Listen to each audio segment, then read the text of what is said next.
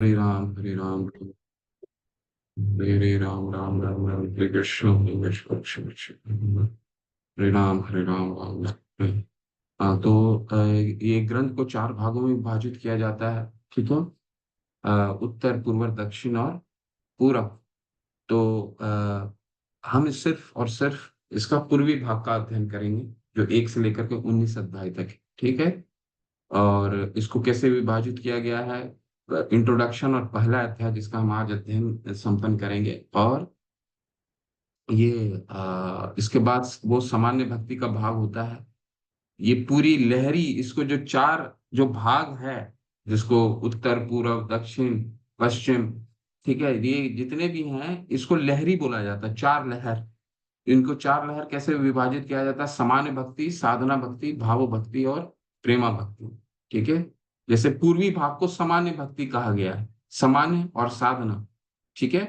और पश्चिम भाग को भक्ति, अ, प्रेमा भक्ति, प्रेमा भाव, प्रेम भक्ति, दक्षिण को प्रेम भक्ति और उत्तर को भाव भक्ति। ठीक है। तो हमारा क्या उद्देश्य होगा, क्या अध्ययन का उद्देश्य होगा? सामान्य भक्ति और साधना भक्ति तक ही हम अध्ययन करेंगे। भाव भक्ति और प्रेम भक्ति थोड़ा थोड़ा हम पढ़ेंगे, 17 से लेकर के 19वें अध्याय। ठीक है। चलिए। तो कल हमने क्या अध्ययन किया था? पहला अध्याय में कि मुक्ति कितने प्रकार की होती है। मुक्ति 5 प्रकार की होती है। कौन बताना चाहेगा कि वो मुक्ति कौन कौन सी होती है? एक एक करके बताइए, सिर्फ एक हैंड रेस कीजिए, बताइए मुक्ति कौन कौन सी होती है।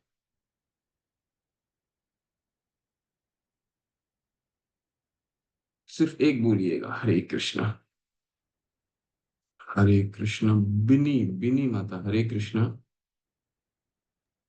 हरे कृष्ण प्रभु जी। हरे कृष्ण। सारूप्य मुक्ति, जो आरुक्त भगवान मुक्ति।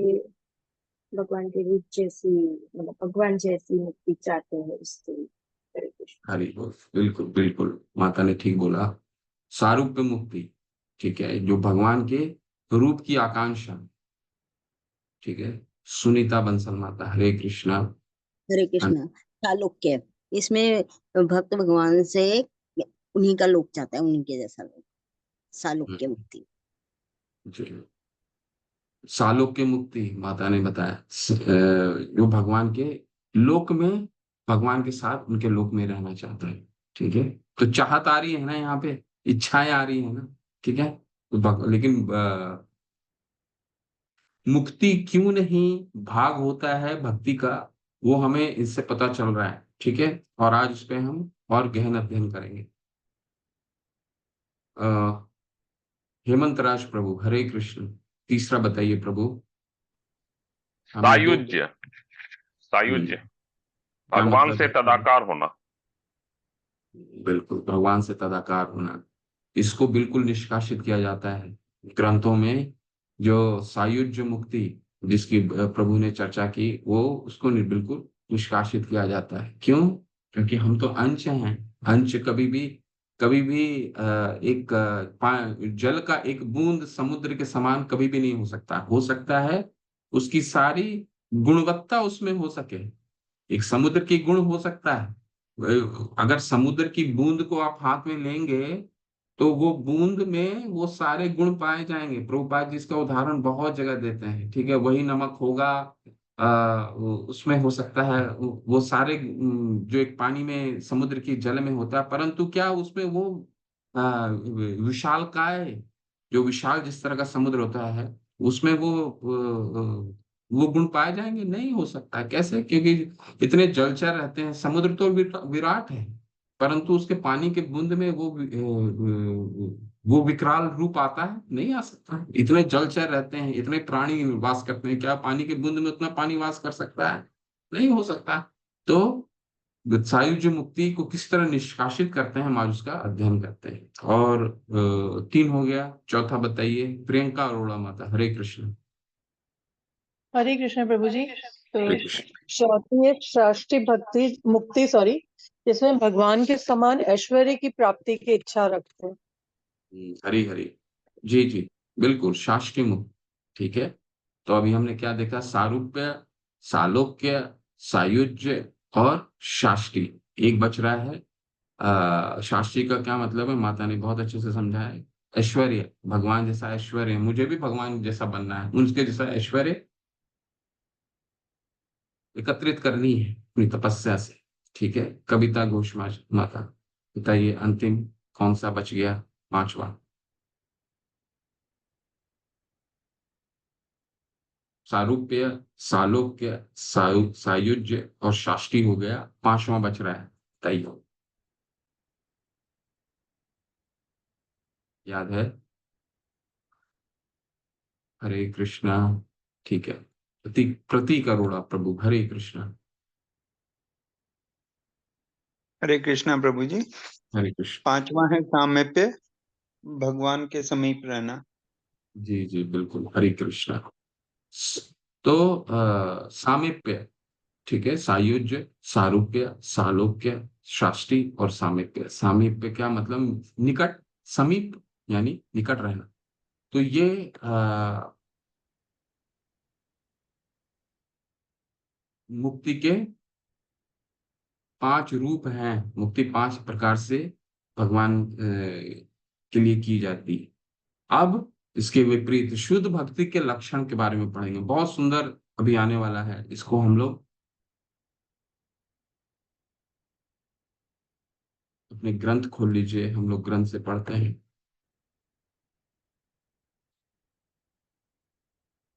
हरे कृष्ण, हरे कृष्ण, कृष्ण कृष्ण, हरे हरे, हरे राम, हरे राम।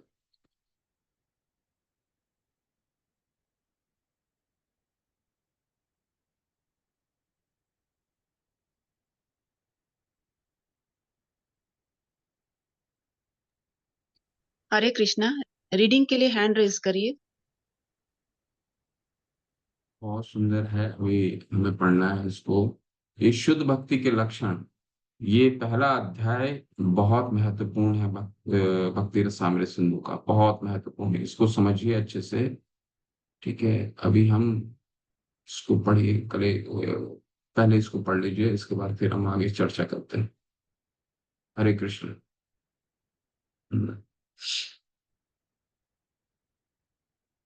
हेमंत प्रभु, हरे कृष्ण, अनम्यूट करके पढ़िए प्लीज प्रभु।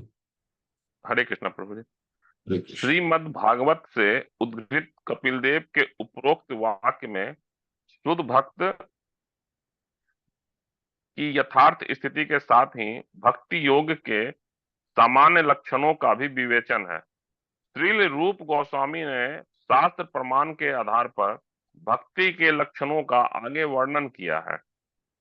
वे कहते हैं कि शुद्ध भक्ति योग के 6 लक्षण हैं। शुद्ध भक्ति क्लेश घनी है, अर्थात सब प्रकार के प्राकृतिक क्लेशों को तत्काल शांत कर देती। शुद्ध भक्ति शुभ, अर्थात सब प्रकार से कल्याण करने वाली है। शुद्ध भक्ति अपने आप अपरिमेय दिव्य आनंद में स्थित कर देती है। शुद्ध भक्ति परम दुर्लभ है। शुद्ध भक्ति मोक्ष को भी तुच्छ बना देने वाली है। प्रभु जी इसको और कीजिए।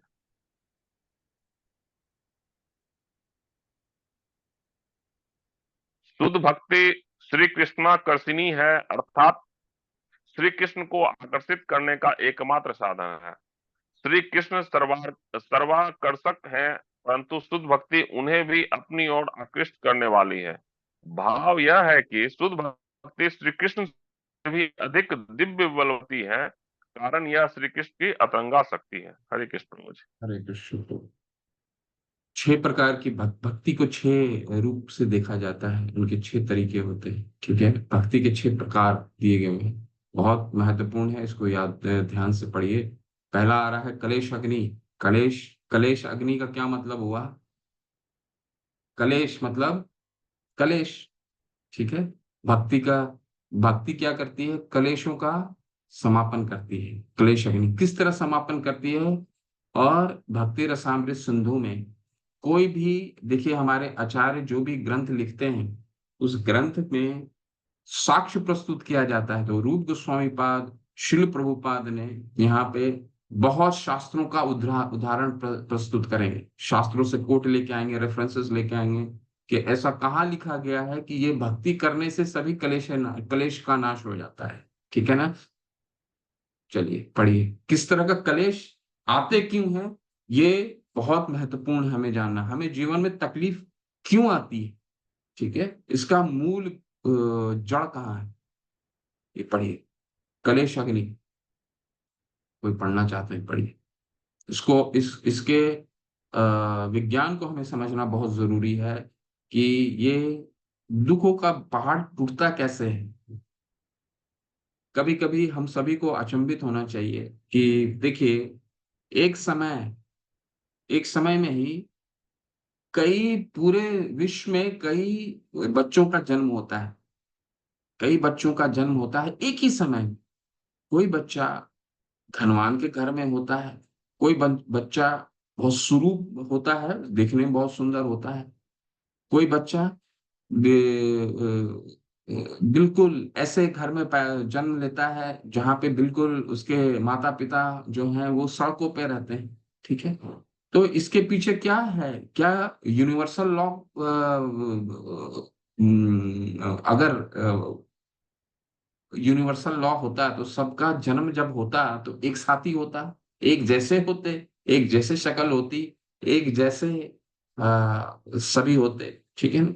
ये अलग अलग एक ही समय में अलग जगह होते हैं और अलग संस्कार, अलग अपना अलग किस्मत लेकर के आते हैं, रूप स्वरूप ज्ञान बुद्धि हर तरह का अलग अलग अलग चीजें होता है। हर जीव इस पूरे संसार में अलग है। ये क्यों है ऐसा, ये समझना हमारे लिए बहुत जरूरी है, इसका विज्ञान को। चलिए पढ़िए इसको। विमला माता, हरे कृष्ण। हरे कृष्ण प्रभु जी। हरे भगवत कृष्ण। गीता में भगवान कहते हैं कि अन्य सब कर्तव्य त्याग कर जीव को उनके शरणागत हो जाना चाहिए। शरणागत जीवों की संपूर्ण पापों से रक्षा करने का उनका वचन है। श्री रूप गोस्वामी कहते हैं कि इस जन्म में पाप और पूर्वकृत पाप दोनों क्लेश के कारण है। सामान्यतः पाप कर्म अविद्या के कारण घटते हैं, परंतु अविद्या के नाम पर पाप फल से बचा नहीं जा सकता। पाप के फल दो प्रकार के होते हैं, प्रारब्ध और अप्रारब्ध। जिन पाप कर्मों को हम वर्तमान में भोग रहे हैं वे प्रारब्ध है, जो अभी फलोन्मुख नहीं हुए हैं वे संचित पाप कर्म अप्रारब्ध कहलाते हैं। उदाहरण के लिए, जैसे कोई मनुष्य बहुत अपराध करने पर भी अभी पकड़ा ना गया हो, परंतु जब उसका पता लगेगा तुरंत ही वह बंदो बना लिया जाएगा। इस प्रकार उन अपने अप्रारब्ध पापों का फल हमें भविष्य में प्राप्त होगा, जबकि प्रारब्ध पाप कर्मों का फल अभी भोगना पड़ रहा है। हरे कृष्ण।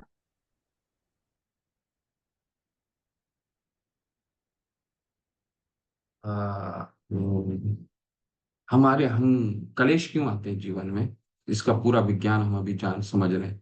कलेशों का मुख्य जड़ कहाँ से शुरू होता है, अविद्या से। अविद्या का क्या मतलब है, अविद्या, विद्या च अविद्या च, उसका परिभाषा शास्त्रों में दिया गया है।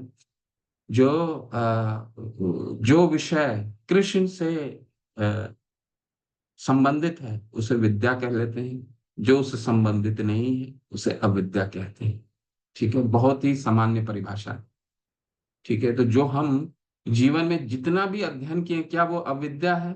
बिल्कुल, शास्त्रों के अनुसार वो अविद्या है। परंतु इसका भी जब हम आगे शास्त्र पढ़ेंगे, ईशोपनिषद पढ़ेंगे, तो ये इस अविद्या का भी एक महत्व जीवन में बताया जाएगा, ठीक है। तो ये अविद्या के कारण हम ऐसे देखिए, हम हर पल हर समय कितने कर्म कर रहे हैं, ठीक है, कितने कर्म कर रहे हैं हर समय, कितने कर्म कर रहे हैं। सब कर्म के पीछे कुछ ना कुछ बंधन होता है, ठीक है। सरकार जैसे हमारे लिए नियम बनाती है, अब वो उस नियम का हम उल्लंघन करते हैं। अगर सड़कों पे सड़क की में स्ट्रीट वो होती है ना, स्ट्रीट जो सिग्नल होता है, अगर लाल हो जाती है तो गाड़ी को रुकना पड़ता है, हरी हो गई तो गाड़ी जाएगी। और बीच की जो रंग होता है उसमें गाड़ी को हमें सावधान होना पड़ता है, ऐसा सरकार नियम बनाती है। तो इस नियम को जो उल्लंघन करता है वो क्या है, अविद्या है। ठीक है, जो उसका पालन करता है वह विद्या है। जो उल्लंघन होगा तो उसका पाप हमें भुगतना पड़ेगा। पाप भी दो प्रकार के होते हैं। एक, जिसके कारण हम अभी पाप हर समय जो दुख भोगता है, कोई किसी को शारीरिक दुख है, कोई मान लीजिए आप देखते हैं जीव बहुत सालों साल किसी केस में उलझा हुआ है, कोई दाम्पत्य जीवन से परेशान हो जाता है। तो ये सब क्या है, इसको कहते हैं अप्रारब्ध। दो तरीके के पाप होते हैं, एक होता है प्रारब्ध और एक होता है अप्रारब्ध। यानी प्रारब्ध का मतलब जो दुख हम जो कष्ट अभी भोग रहे हैं, चाहे वो शारीरिक हो, मानसिक हो, किसी तरह का हो। ठीक है, कोई केस में फंस गया है, किसी को शारीरिक तकलीफ है, किसी को कुछ तकलीफ है, तो इसको कहते हैं इसको कहते हैं प्रारब्ध। और जो अभी नहीं फलीभूत हुआ है, चोर एक चोरी करता है तो हो सकता है कि वो पकड़ा ना जाए, जैसे प्रभुपाद यहाँ पे उदाहरण के रूप में बता रहे हैं, पकड़ा ना जाए। तो लेकिन उसका ये मतलब नहीं है कि उसको सजा नहीं मिलेगी। जिस दिन उसको सजा मिल गई, वो पकड़ा गया, तो वो प्रारब्ध हो जाएगा, जेल हो गया तो वो प्रारब्ध हो जाएगा, क्योंकि कष्ट भोग रहा है। जो संचित है उसे अप्रारब्ध कहते हैं, जो फलीभूत हो गया उसे प्रारब्ध कहते हैं। इसको याद रखिएगा, ठीक है। और हम आगे भी पढ़ेंगे। देखिए, पढ़िए इसको।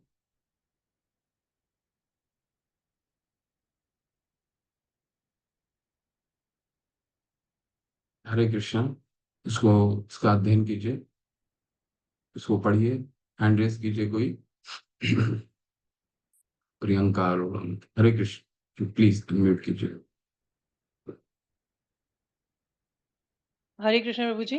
हरे कृष्ण। पूर्व पापों के बहुत से फलों को हम वर्तमान में भोग रहे हैं और क्रियमान पाप कर्मों का क्लेश आगे भोगना पड़ेगा। परंतु यदि हम कृष्ण भावना भावित हो जाएं, तो ये सब पाप कर्म फल अविलंब शांत हो सकते हैं। इसके प्रमाण में रूप गोस्वामी ने श्रीमद् भागवत 11वें स्कंद के 14वें अध्याय में 19वें श्लोक को उद्धृत किया है। उद्धव को उपदेश करते हुए भगवान श्री कृष्ण कहते हैं, हे उद्धव, मेरी भक्ति प्रज्वलित अग्नि के समान है, जो ईंधन रूपी अपार पाप राशि को भस्म कर सकती है।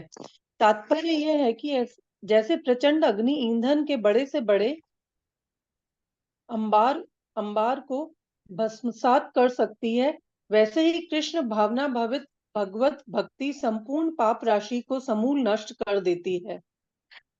इसका उदाहरण गीता में है। अर्जुन सोच रहा था कि युद्ध करना पाप है, परंतु श्री कृष्ण ने स्वयं आज्ञा देकर उसे युद्ध में लगाया, जिससे लड़ना भी भक्ति योग बन गया। यही कारण है कि अर्जुन को पाप कर्म का फल रूपी कुछ भी दोष नहीं हुआ।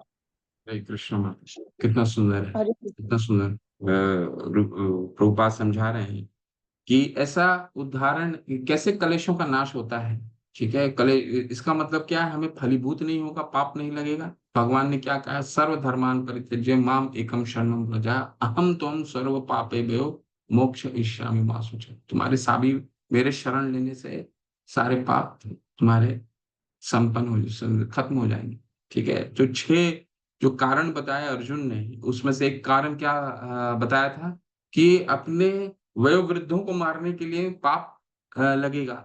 और शास्त्रों में तो दिया गया है छह तरीके, एक क्षत्रिय छह तरीके से ही, छह लोगों, छह कारणों से किसी का वध कर सकता है। ठीक है, हमने पहले अध्याय में पढ़ा था, छह कारणों से किसी का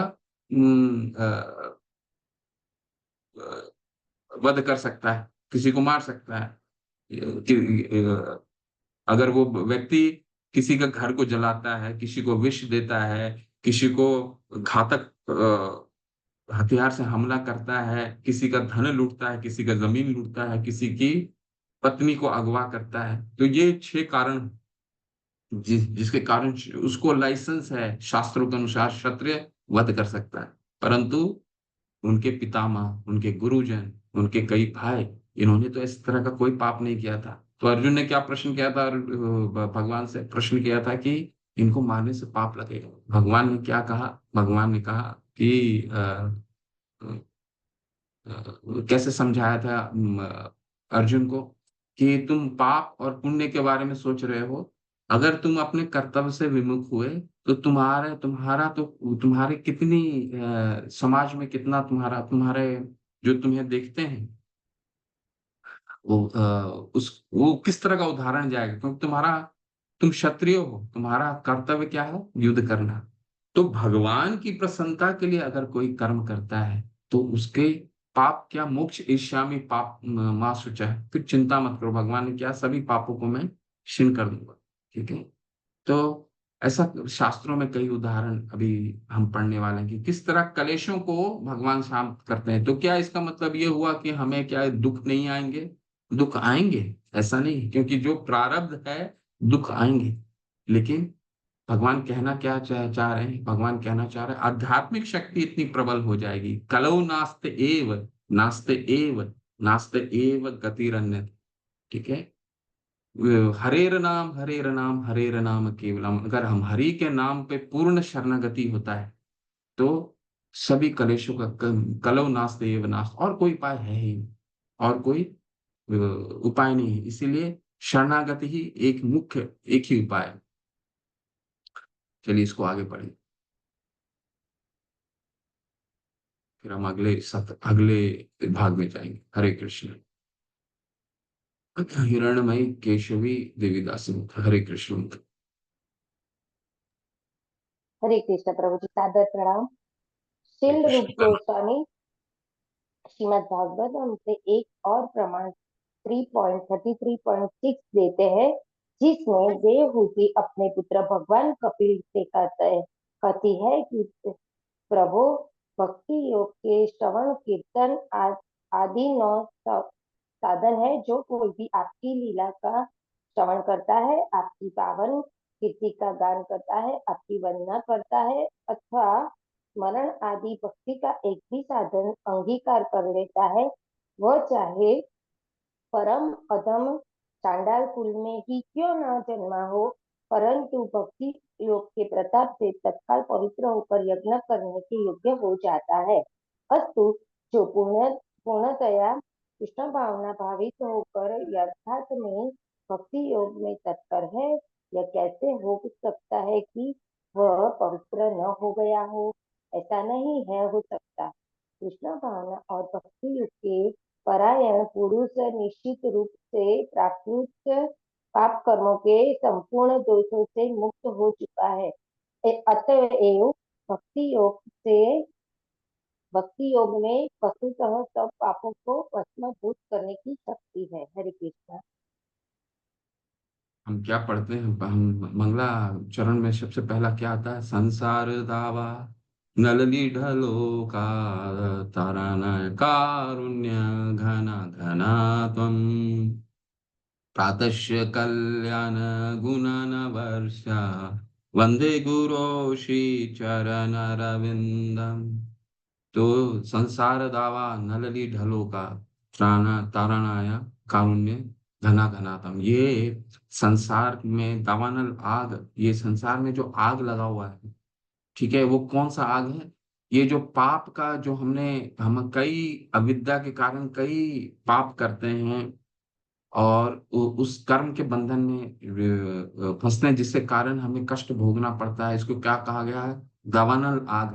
बिन बुलाए कष्ट आते हैं, बिन बुलाए कष्ट, कष्ट का दुख जो हमारे जीवन में आते हैं बिन बुलाए आते हैं। ठीक है ना? पदम पदम विपदम, भागवतम में आता है पद पद पे विपत्ति है, पदम पदम विपदम। तो ऐसा उदाहरण यहाँ पे रूप गोस्वामी पाद बताते हैं कि भक्ति में इतनी शक्ति होती है कि एक चंडाल, चंडाल किसको कहा जाता है शास्त्रों में? चंडाल उसको कहा जाता है जो कुत्ते का मांस खाता हो। अगर वो भी भक्ति करना शुरू करता है, अपनी माता को बताते हैं देवहूति को, तो उसका भी जीवन, वो भी भगवान उसको भगवान को वो भी भक्ति को, भगवान को शरण में आता, भगवान का प्रेम पा सकता है। ठीक है।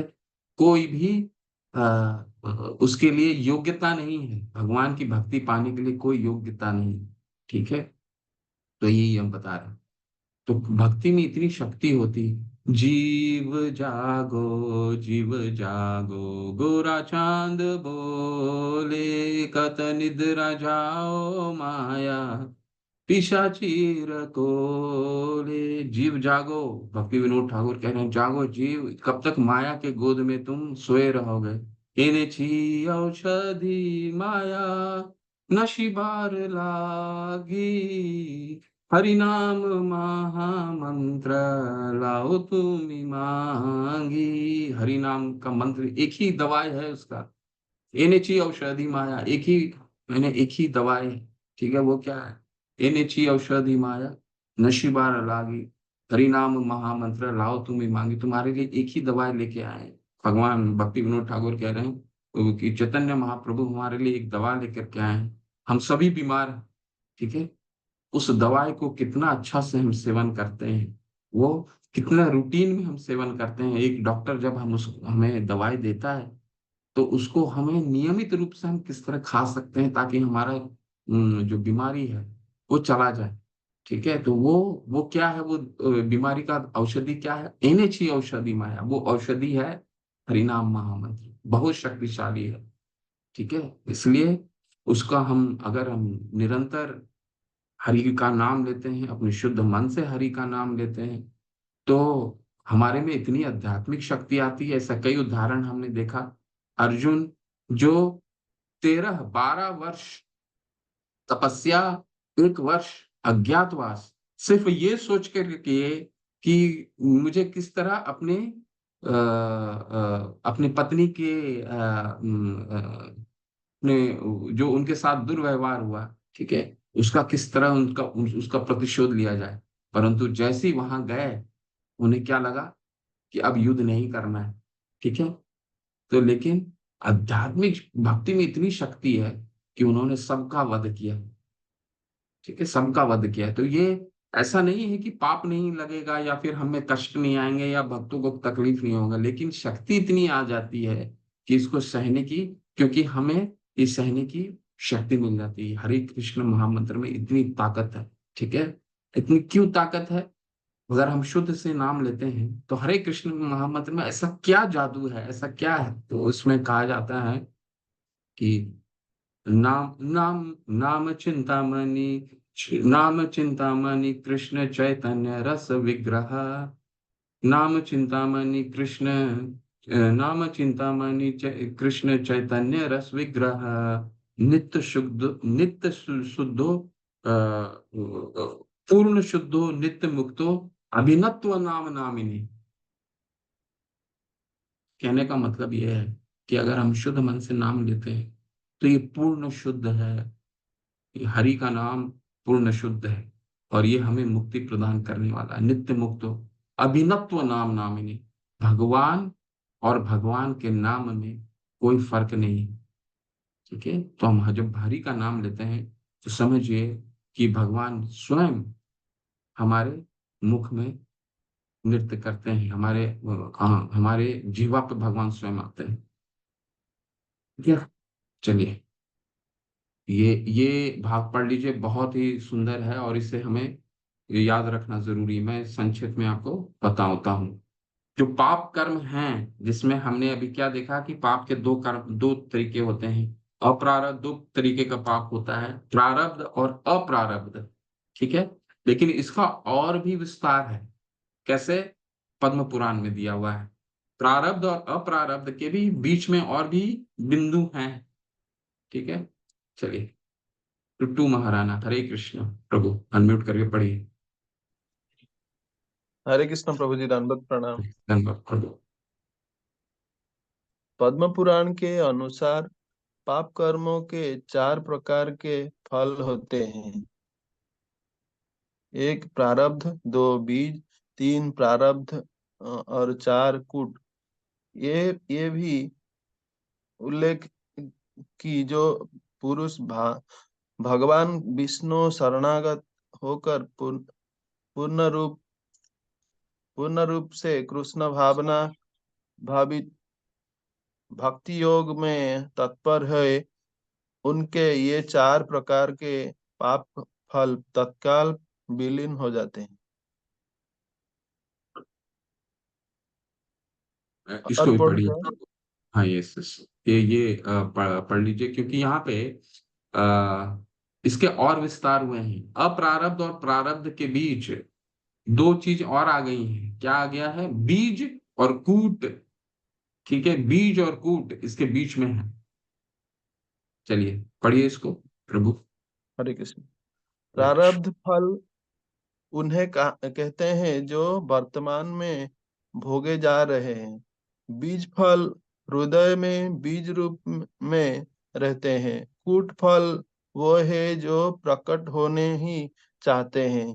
प्रारब्ध उन कर्मों का द्योतक है जिनके फल अभी अंकुरित नहीं हुए। पद्म पुराण के इस वाक्य से ज्ञात होते हैं कि प्रकृत कर्मों का बंधन बड़ा दुर्भिद है।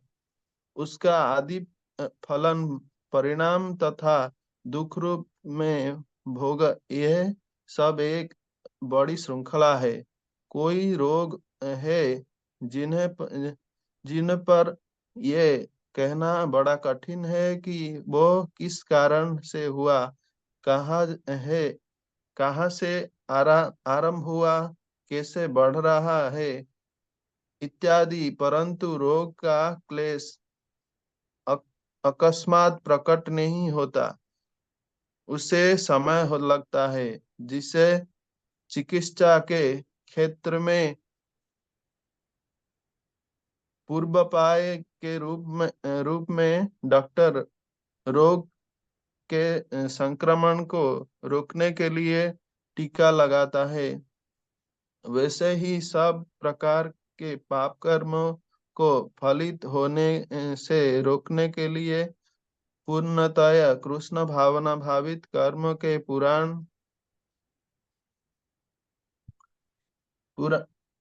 पारायण हो जाना आवश्यक है। हरे कृष्ण। ठीक है। हरे कृष्ण।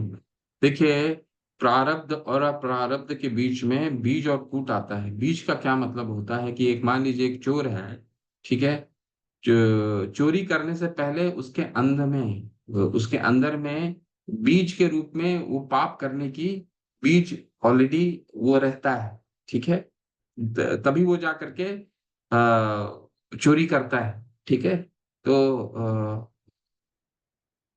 और कूट का क्या मतलब है? कूट का मतलब है कि वो बीज अंकुरित होने ही वाला है, और फिर वो जाकर के पाप कर देता है। ठीक है, बीज और कूट बीच में आ जाता है। बीज का मतलब है अंकुरित है। एक चोर के मन में चोरी करने की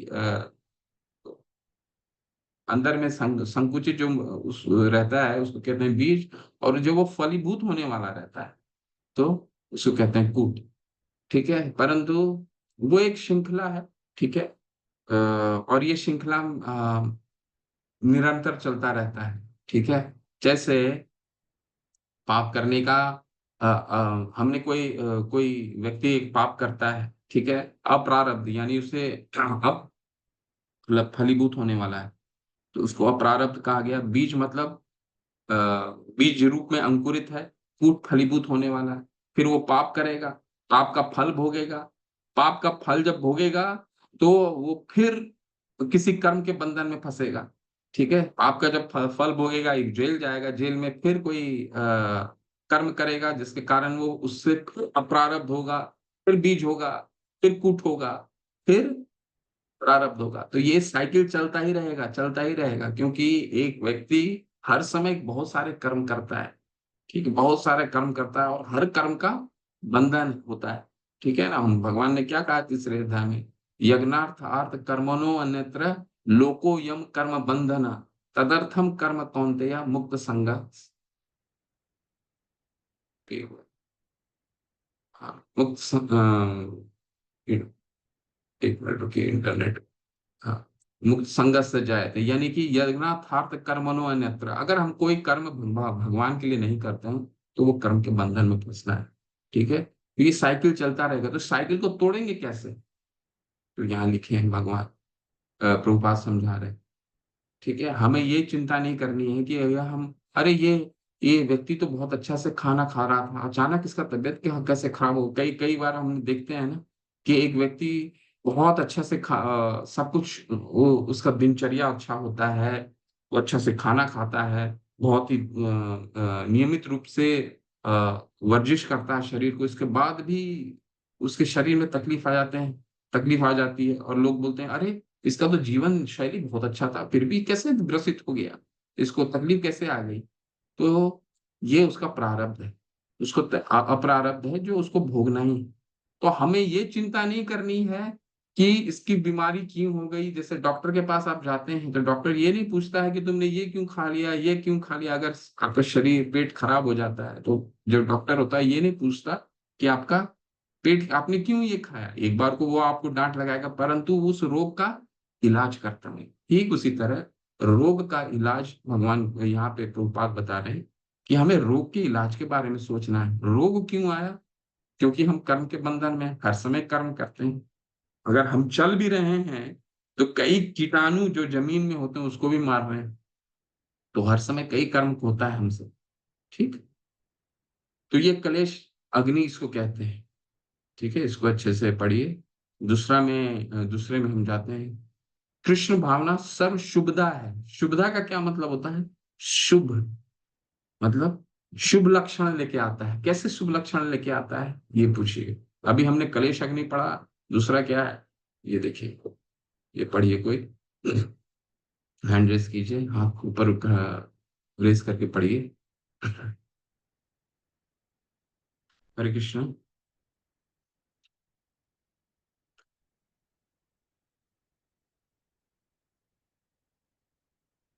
हरे कृष्णा।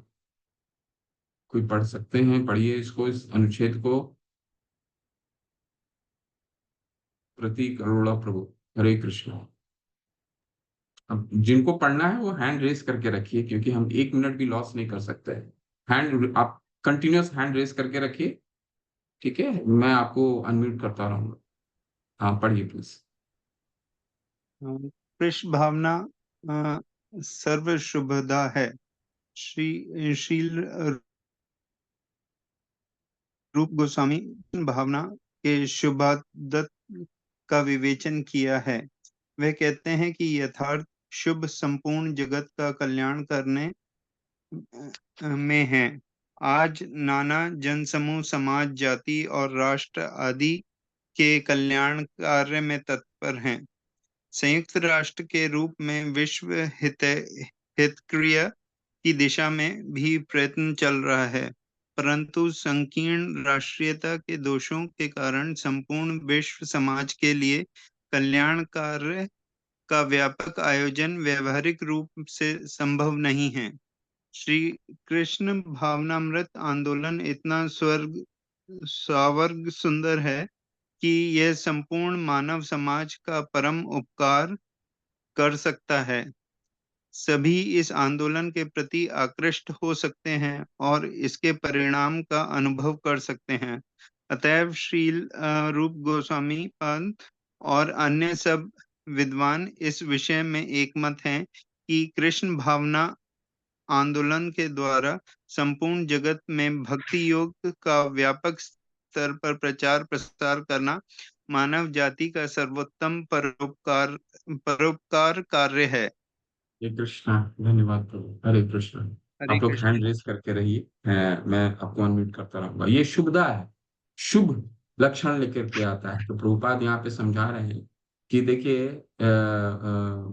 यूनाइटेड नेशन का गठन जब हुआ था, तो इस यूनाइटेड नेशन का गठन का क्या मुख्य उद्देश्य था कि पूरे विश्व में एक शांति, सारे देश के लोग एक आपस में शांति और सद्भावना से रह सके, यही मुख्य उद्देश्य था। ठीक है, कौन देश अभी शांति से है बताइए? कोई भी देश का शांत से नहीं। ठीक है, देश तो छोड़िए, देश के अंदर भी लोग एक दूसरे के प्रति ईर्ष्या रखते हैं। एक देश, राज्यवाद, जातवाद, देशवाद, ये राष्ट्रवाद, इस सारे वाद हमें क्या लेकर के आए हैं? ये सारे वाद से सिर्फ ईर्ष्या द्वेष का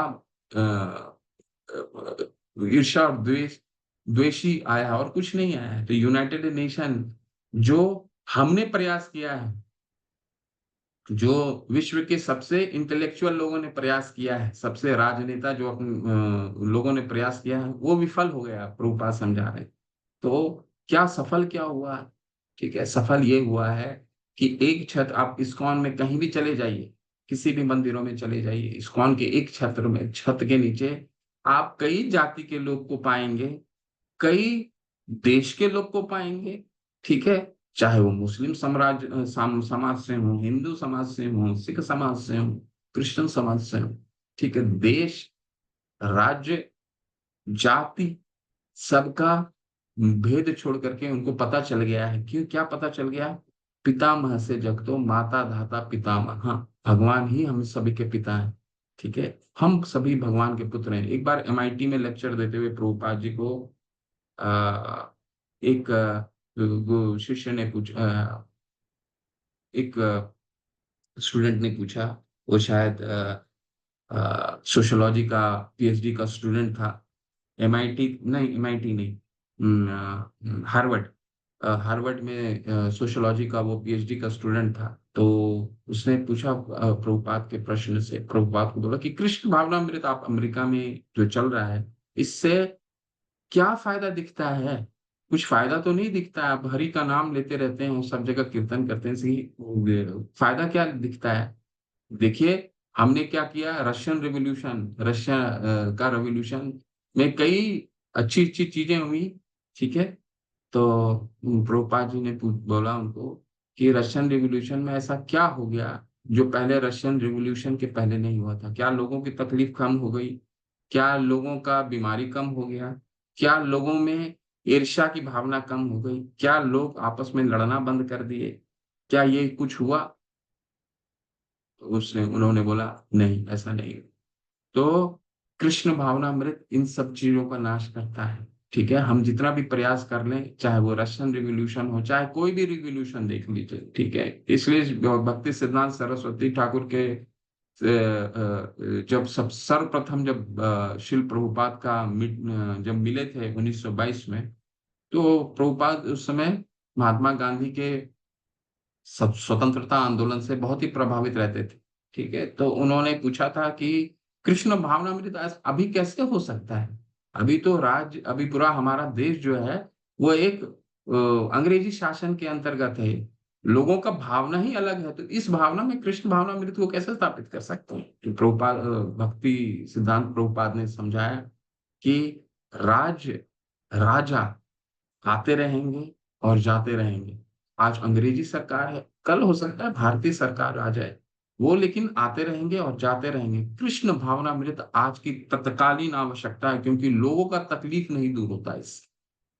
ठीक है, पहले पहले भी तकलीफ था, आज भी तकलीफ है। लोग दुख से तो इंदिरा अर्थेषु वैराग्यम अहंकार एव च जन्म मृत्यु जरा व्याधि दुख दोषानुदर्शन, ये चार चीजें तो किसी से नहीं जाने वाला। वो क्या है? दोबारा पुनरपि जननम पुनरपि मरणम पुनरपि जननी जठरे शयनम। पुनरपि जन्म और मृत्यु के चक्कर तो लगा ही रहेगा, कोई ऐसा नहीं कह सकता है कि उसका मृत्यु नहीं होगा। तीसरा क्या है? व्याधि, डिजीज। चौथा बुढ़ापा, बुढ़ापा सबको आना है, और बुढ़ापा अपने आप में ही, वृद्धावस्था अपने आप में ही एक बहुत बड़ा कष्ट है। ठीक है, तो ये शुभ लक्षण लेके आती है। कृष्ण भावना का सुख, ये थोड़ा सा पढ़िए, फिर हम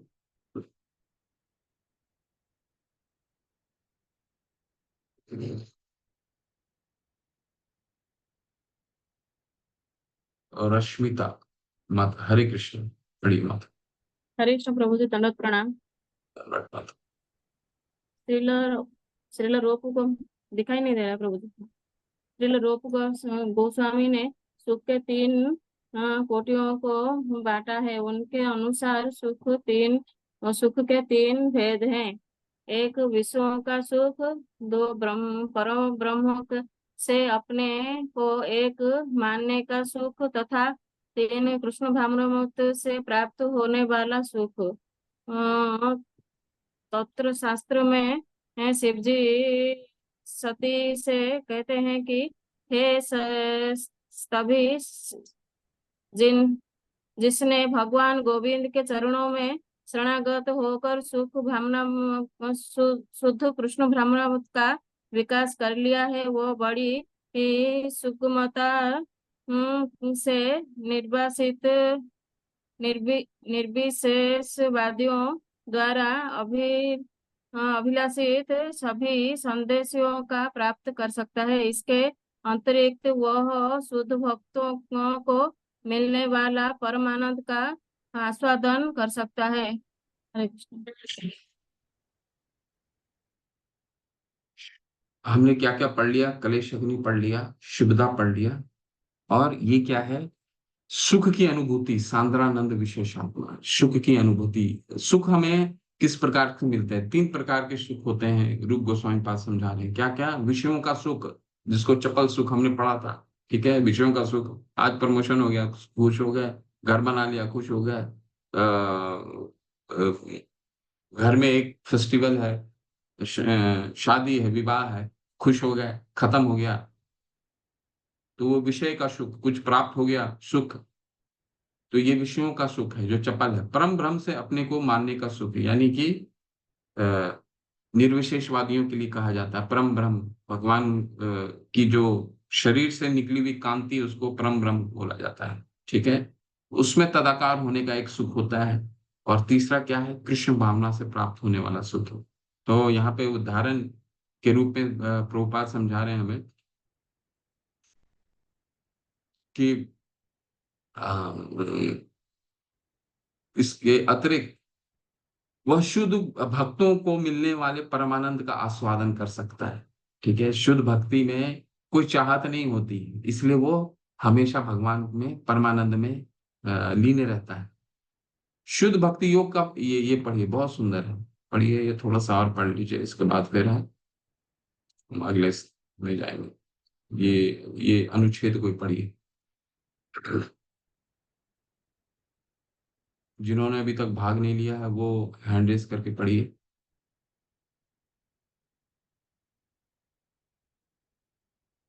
हरे कृष्णा। हेमंत राव, देवेंद्र शर्मा प्रभु, हरे कृष्ण, पढ़िए प्रभु, पढ़िए। देवेंद्र शर्मा प्रभु, अनम्यूट करके पढ़िए प्लीज। शुद्ध भक्ति के प्राप्त सुख सर्वोच्च है, क्योंकि वह शाश्वत होता है। भौतिक सिद्धियों से अपने को ब्रह्म समझने से प्राप्त होने वाला सुख क्षणिक तथा निमित्त कोटि का होता है। भौतिक सुख से नीचे गिरने से कोई रोक नहीं सकता। वो निराकार ब्रह्म भी तदाकार होने के आध्यात्मिक सुख से भी नीचे गिरने पर आगे बढ़ो। जी जी, ये ये पूरा देखा अनुच्छेद गया पढ़िए। है, हाँ, ये देखा गया है कि बड़े बड़े मायावादी निर्विशेषवादी सन्यासी जो अतीब उच्च शिक्षा प्राप्त किए होते हैं, वो लगभग सिद्ध आत्माएं होती हैं। कभी कभी राजनीतिक कार्यों या सामाजिक कल्याण कार्यों की ओर मुड़ जाते हैं। इसका कारण ये है कि उन्होंने वास्तव में निर्विशेष ज्ञान में कोई चरम दिव्य सुख नहीं मिल पाता। ऐसा वे भौतिक मंच पर उतरकर ऐसे सामाजिक कार्य करने लगते हैं।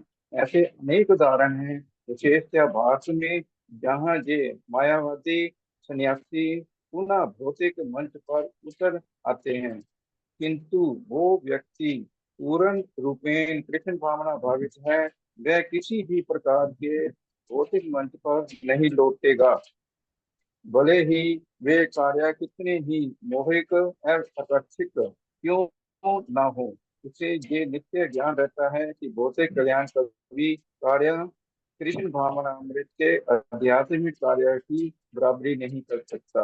हरे कृष्ण प्रभु, हरे कृष्ण, हरे कृष्ण। तो 3 सुखों के बारे में बता रहे हैं भगवान। रूप गोस्वामी पाद, 3 तरह का सुख होता है। विषय का सुख, भौतिक चीजों जो हम पा लेते हैं, नया मोबाइल खरीद लिया उसका सुख, नया टीवी घर में आ गया उसका सुख, बच्चों ने परीक्षा में बहुत अच्छा किया, अच्छी जगह उनका एडमिशन कॉलेज में हो गया, उसका सुख।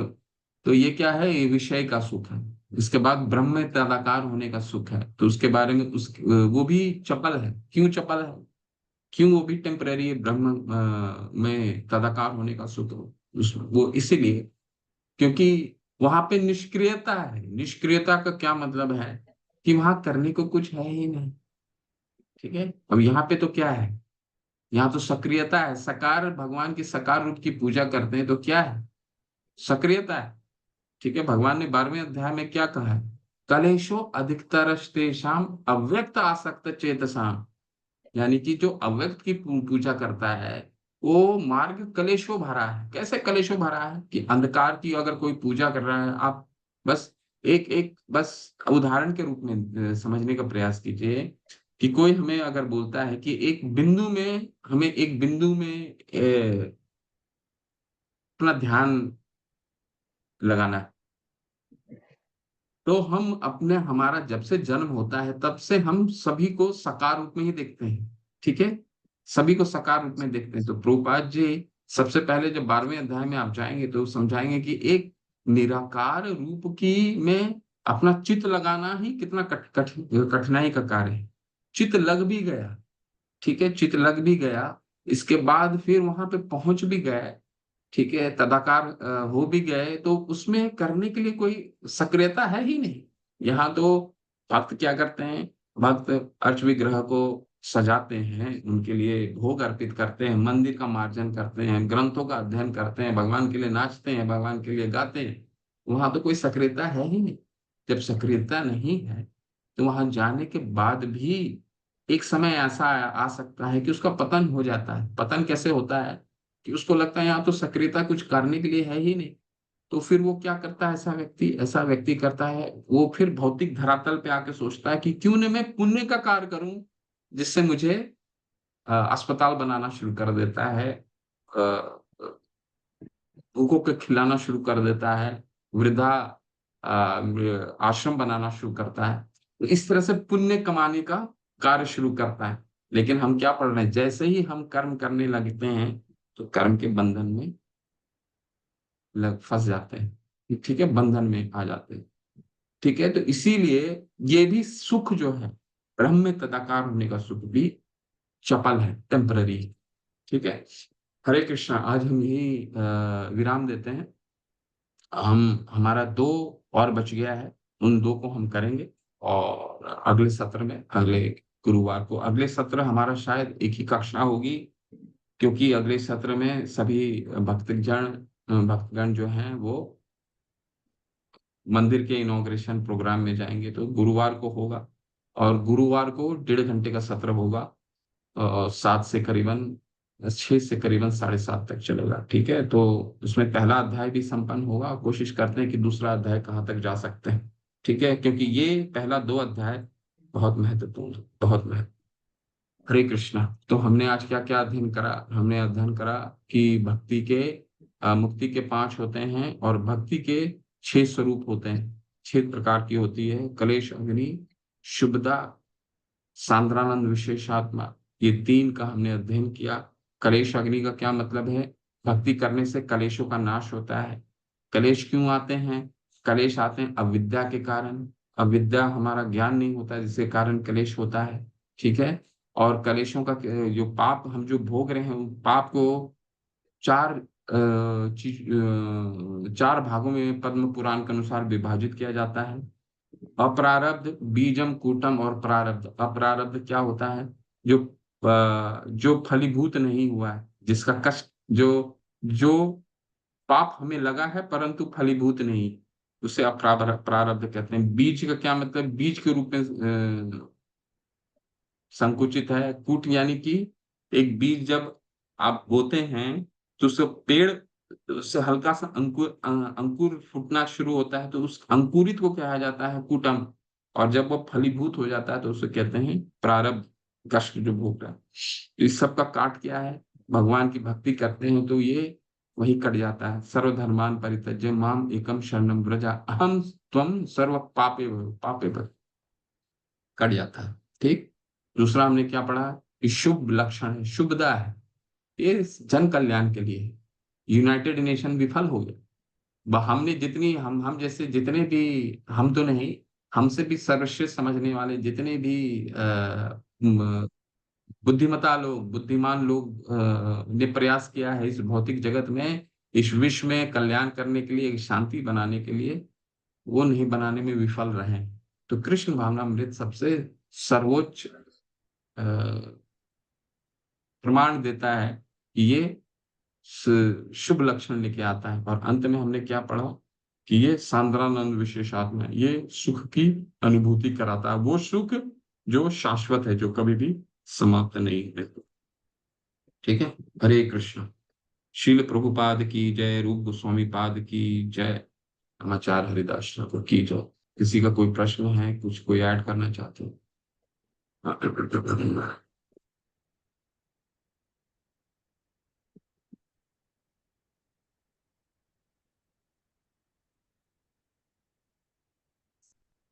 डॉक्टर रमेश चंद्र शुक्ला, लेवल 3 का प्रमाण पत्र प्राप्त हो गया। लेवल 4 में प्रवेश पाने हेतु आवेदन करना। कृपया मोबाइल व्हाट्सएप प्रदान करने की कृपा करें। जैसे श्री कृष्ण।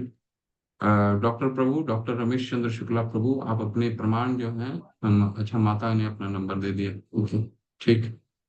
और किन्हीं का कोई प्रश्न है, वो कुछ ऐड करना चाहते हैं, कोई कमेंट है किन्हीं का?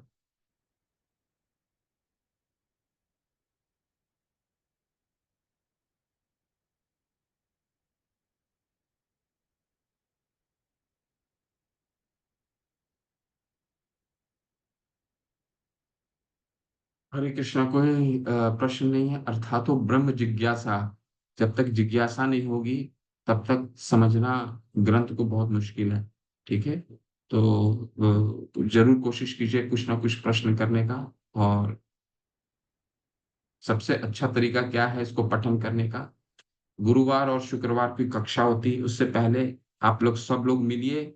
अगर आप लोग भक्ति वृक्षा में जुड़े हुए हैं तो भक्ति वृक्षा में अपना इसको डिस्कस कीजिए।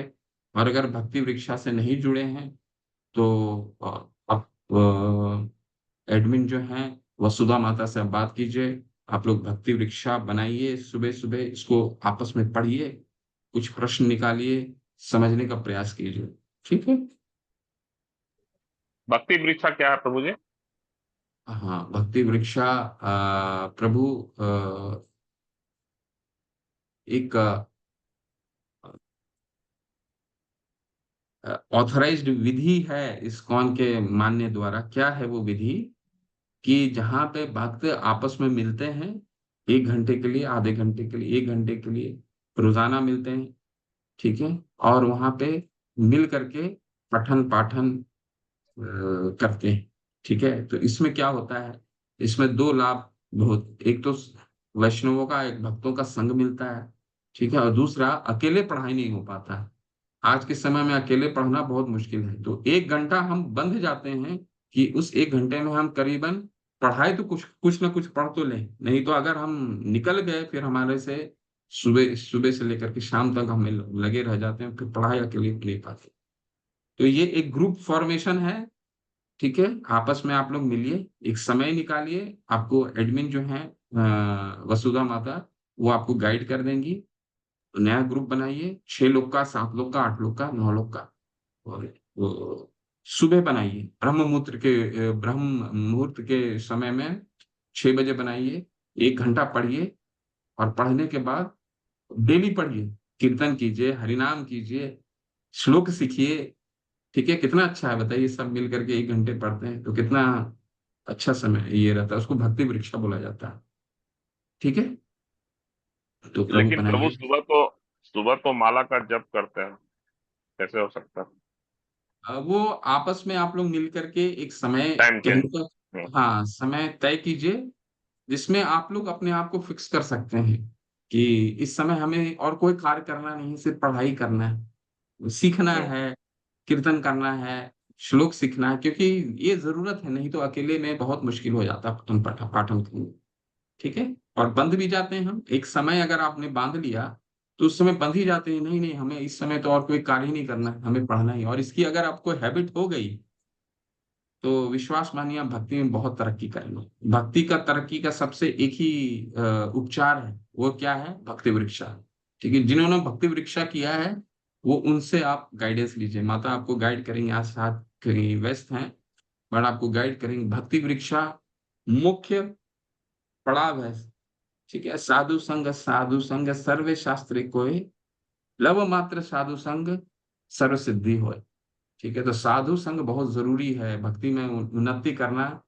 हम आगे पढ़ेंगे तो पढ़ेंगे भक्ति लता बीज में पहला आता है आपको श्रद्धा। श्रद्धा तो विकसित हो गई कि भगवान चरण ईश्वरी कृष्ण है, ठीक है, परंतु अब उसको पानी कैसे दिया जाए, उसको वो उस भक्ति को सींचा कैसे जाए, तो वो श्रद्धा और उसके बाद आता साधु संग। तो साधु संग बहुत जरूरी है प्रभु, सबके लिए बहुत जरूरी है। जो नहीं कर रहे हैं वो सोचना शुरू करें, प्रभु जी कौन सी माता को माता जी गाइडेंस हैं? करें। जी, कौन सी माता जी हैं? हरे कृष्णा। वसुधा देवी दासी है ना, एडमिन तो वही रहे, लेवल 3 के तो वही एडमिन है। अच्छा, एक नया भक्ति वृक्षा बनाइए आप लोग। उमा शर्मा, हरे कृष्ण माता जी, पूछिए, प्रश्न पूछिए हरे मुझे। कृष्ण प्रभु जी, ये हरे तत्व कृष्ण। साक्षात्कार क्या होता है? तत्व साक्षात्कार, हाँ, तत्व का मतलब होता है मर्म समझना। मर्म, तत्व मतलब किसी का मीनिंग समझना, वो भी कैसे, उस जिस भाव में वो लिखा हुआ है उस अच्छा, भाव का तत्व। और साक्षात्कार का क्या मतलब हो गया, साक्षात्कार आत्म साक्षात, उनका उस तत्व का दर्शन करने को तत्व साक्षात्कार कहा जाता है। ठीक है, मान लीजिए एक कोई तत्व है, भगवान का तत्व है, हम क्या पढ़ते हैं, तद्विद्धि प्रणिपातेन परिप्रश्नेन सेवया उपदेशन्ति ते ज्ञानम ज्ञानिन तत्वदर्शिनः। हम को हमारे लिए वही गुरु हैं जिन्होंने तत्व का दर्शन किया है, यानी भगवान को समझा है। उन जिस रूप में भगवान के बारे में शास्त्रों में लिखा हुआ है उसी रूप में समझा है, अपने तरीके से नहीं। ठीक है, उसको कहा जाता तत्व साक्षात्कार, समझना। ठीक है, तत्व साक्षात्कार। ओके, प्रभु जी, धन्यवाद प्रभु जी।